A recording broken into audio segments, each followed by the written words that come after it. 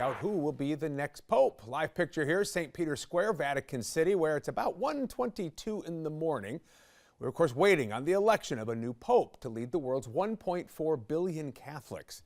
A big responsibility for whoever takes on the role. And tonight we have three things to know about the pope's role and how a new one will be elected. So let's start with thing one here tonight. What exactly does the pope do? In Catholicism, the Pope serves as the spiritual father of the Church, overseeing the religion. The Pope meets at least once a year with his more than 5,000 bishops from around the world. He also meets with other foreign leaders, including leaders right here in the U.S. In the grand scheme, the Pope is responsible for guiding Catholics in faith, morals, and spirituality. He has supreme authority over the Church and essentially serves as its conscience. Because we see him as the new St. Peter. The qualities, the gifts, the charisms of that leader, of that new individual, have been given as a gift from God. What type of pope are you hoping for the Catholic Church? Look, well, I hope there's a pope that is like Jesus, because the pope is supposed to be the vicar of Christ on earth. That second man you heard from there, Cardinal Dolan. He is the Archbishop of New York and one of the 133 cardinals tasked with electing a new pope this week. And that brings us to thing two. How will cardinals select the next pope? Well, let's talk about it. You've seen this word. It's a process known as conclave. The cardinals meeting in Vatican City to vote in a highly secretive gathering at the Sistine Chapel. They're not allowed to have any contact with the outside world as they make their decision.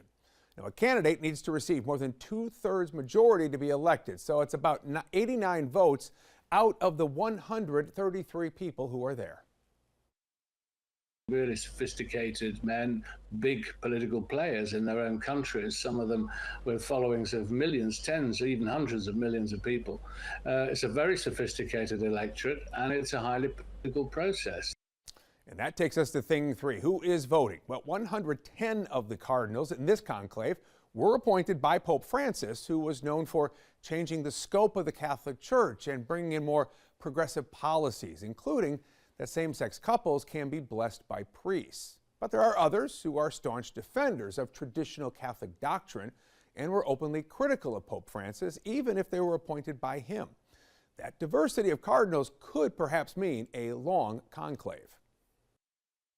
I must say, I'm surprised that it's so peaceful and so friendly atmosphere. Oh, really? Yes. You're surprised? Well, if you read the papers, you get you get the idea that there are two parties fighting for power. Whatever happens and however long it takes, we will see white smoke coming from the chimney here of the Sistine Chapel when a new pope is elected. Coming up next here.